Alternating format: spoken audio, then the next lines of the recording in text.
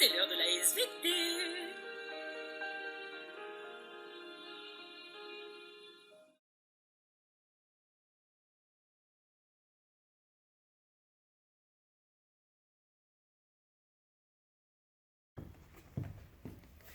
Et si on échographiait la Terre pour voir un petit peu ce qu'elle a dans le ventre?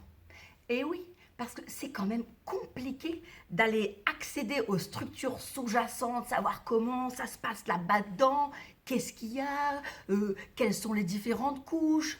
On ne peut pas y accéder. On ne craint pas de faire ces sondages, ça ne marchera pas. On ne peut pas creuser. Oui, mais les scientifiques sont des malins. Ils ont trouvé une solution. Pour ça, on va utiliser les ondes sismiques. Alors, les ondes sismiques, pourquoi? Pour découvrir ça, on va déjà, vous allez déjà utiliser dans votre TP des ondes sonores qui ont à peu près les mêmes propriétés que les ondes sismiques, et vous allez utiliser ce petit logiciel Audacity pour aller voir comment justement se propagent les ondes. Alors, au cours de votre TP, déjà, il va falloir que vous sachiez d'où proviennent les ondes, quand est-ce qu'elles sont générées, à quoi c'est dû. 2, combien de types d'ondes il existe, et ça vous avez un merveilleux petit document qui va vous permettre de trancher. Et enfin, on va essayer de voir est-ce que les ondes se propagent de la même manière, notamment à la même vitesse en fonction des matériaux. Attention, c'est parti pour l'expérience. C'est parti pour la séquence Pâques chocolat. Par quoi sont générées les ondes sismiques? Alors pour ça, on va prendre une petite barre en chocolat qui représente notre matériel rocheux. Et sur ce matériel rocheux, on va appliquer une contrainte. Donc, par exemple, je suis comme ça. J'applique une contrainte, tant que les réseaux cristallins peuvent tenir. Ça lâche pas. Et je continue. Et clac! Qu'est-ce que ça a généré? Et on regarde notre petit écran.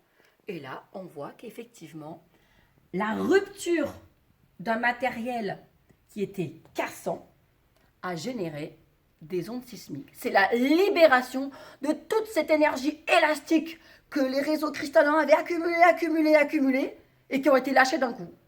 Et c'est dommage parce que normalement, c'était la séquence chocolat. Et c'était le moment où vous mangez votre chocolat. Moi, je vais le manger pour vous.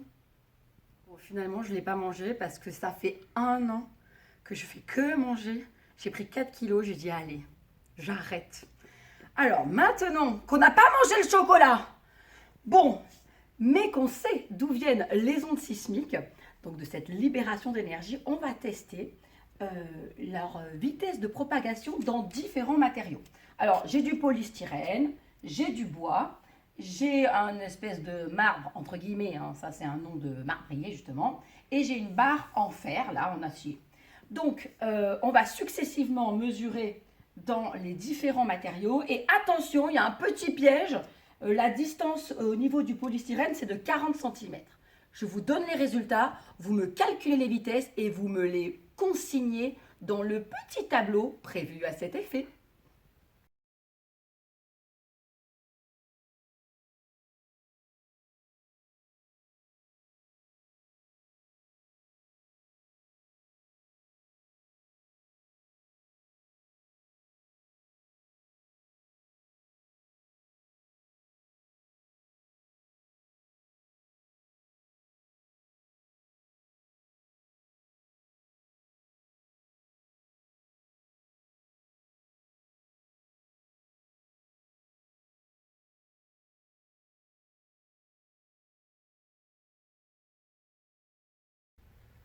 Et maintenant, on va prendre la température. Ici, la pâte à modeler. Elle sort du congélo. Je prends la température. Elle faisait moins 24 degrés et des poussières. Bref, on va mesurer plutôt la vitesse de propagation des ondes dans cette pâte à modeler lorsqu'elle est très froide et que donc elle va avoir un comportement rigide. Puis, on va remesurer la vitesse de propagation de ces ondes dans ma petite pâte à modeler, mais qui aura réchauffé et qui, du coup, comme on peut le voir pour celle qui est à côté, je viens de faire tomber un petit point, un comportement ductile. Vous allez voir, c'est pas pareil.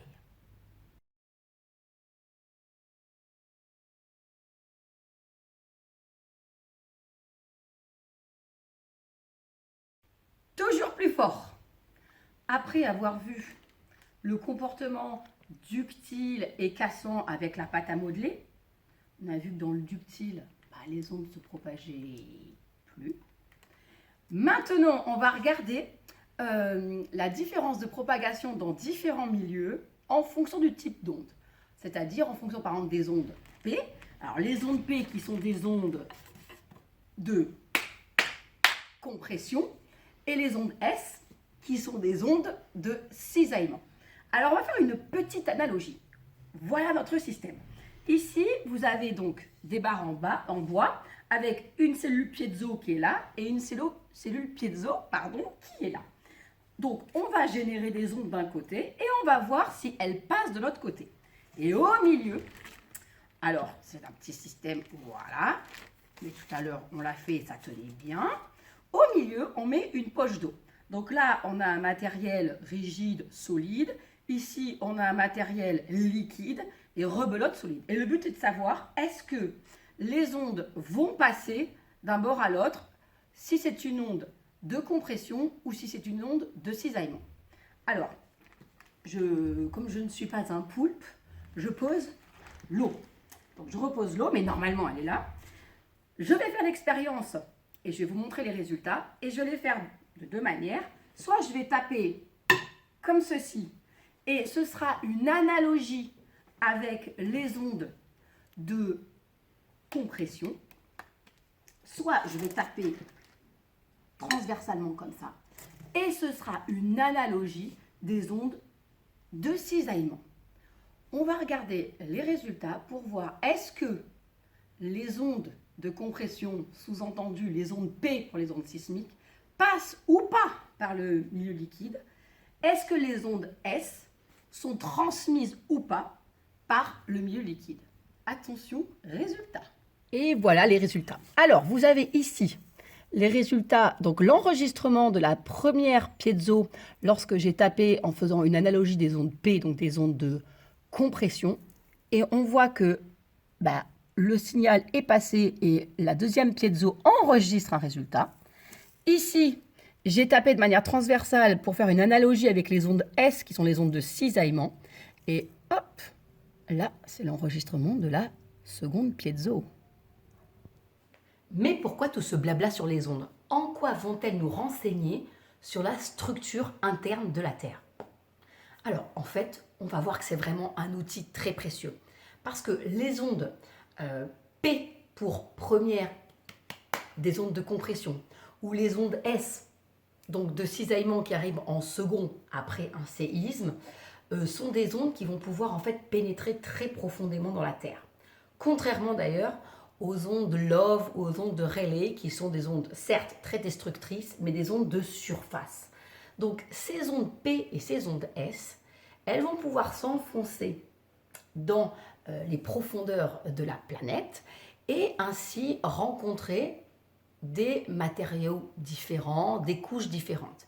Et ça, nous, on va pouvoir le voir parce que, comme on vient de le constater avec ce petit logiciel, en fait, la vitesse des ondes P et des ondes S dépend de la nature des roches, donc des matériaux, dépend de la température de ces matériaux et va dépendre aussi de l'état du milieu.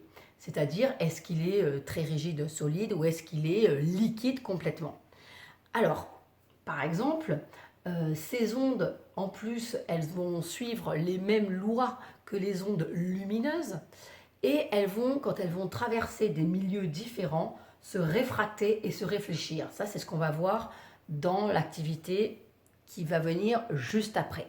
Mais toujours est-il que si on connaît les caractéristiques de ces ondes dans différentes roches, par exemple.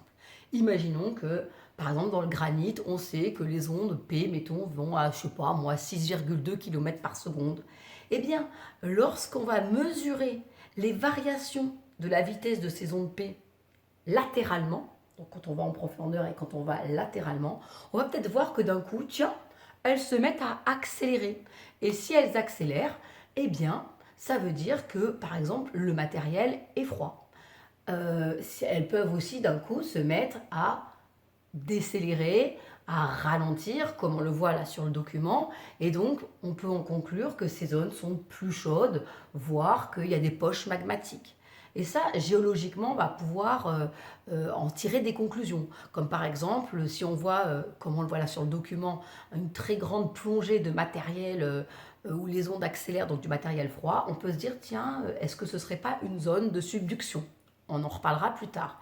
De la même manière, on va pouvoir aussi parfois caractériser la nature des roches en profondeur parce qu'on sait que telle roche va à telle onde va à telle ou telle allure. Voilà, on va pouvoir aussi voir, tiens, est-ce que le matériau qui est en profondeur, est-ce qu'il est solide ou liquide? Parce que les ondes S ne se propagent pas dans les milieux liquides. Voilà, tout ça, toutes ces ondes sont donc quelque chose d'extraordinaire pour aller sonder et comprendre la structure interne de la Terre auquel on ne pourrait sinon jamais accéder.